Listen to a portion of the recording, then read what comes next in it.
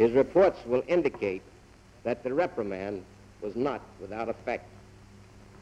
The defendant, Adolf Ott, commanded another unit in Einsatzgruppe B, and he tells us, during the time I was commando head of Commando 7B, about 80 to 100 executions were carried out by this commando.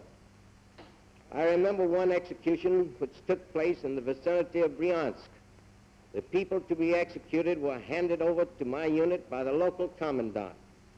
The corpses were temporarily buried in the snow and later buried by the army. The valuables which were collected from these peoples were sent to Einsatzgruppe B.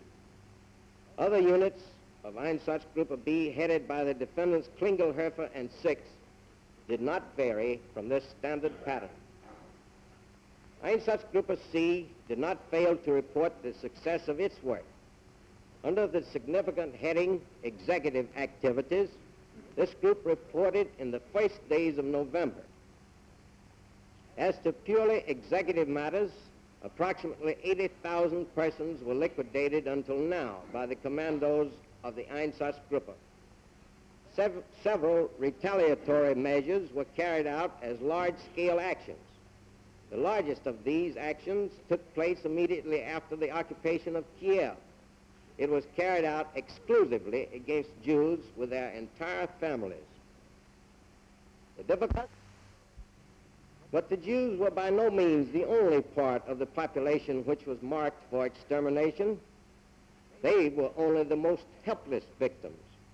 Therefore, Einsatzgruppe C stressed the point of the political sources of danger by reporting, even if an immediate 100% exclusion of the jury were possible, this would not remove the political source of danger. The Bolshevistic work depends on Jews, Russians, Georgians, Armenians, Poles, Laotians, Ukrainians. The Bolshevistic machine is by no means identical with the Jewish population.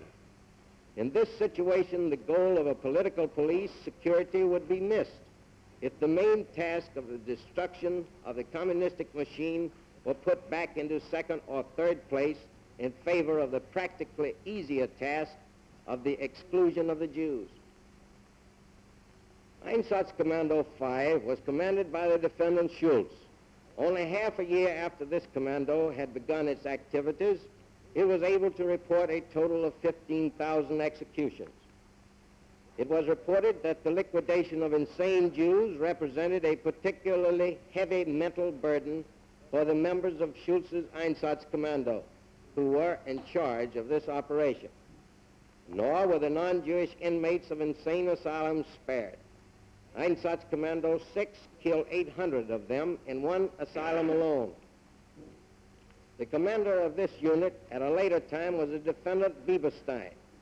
Before he became leader of Einsatzkommando 6, he was a Protestant minister, and under his aegis, 2,000 to 3,000 helpless people were murdered, and he himself supervised executions which were carried out by his unit by means of a gas fan.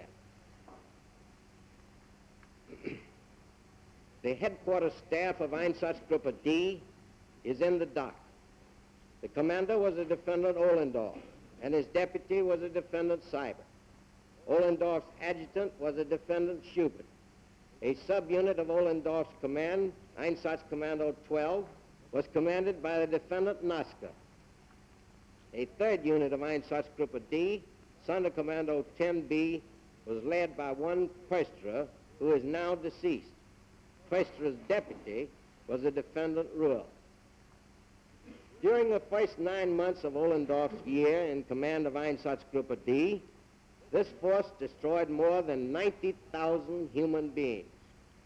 These thousands killed at an average rate of 340 per day were variously denominated Jews, Gypsies, Asiatics, and undesirables. Between 16 November and 15 December 1941, this Einsatzgruppe killed an average of 700 human beings per day for the whole 30-day period.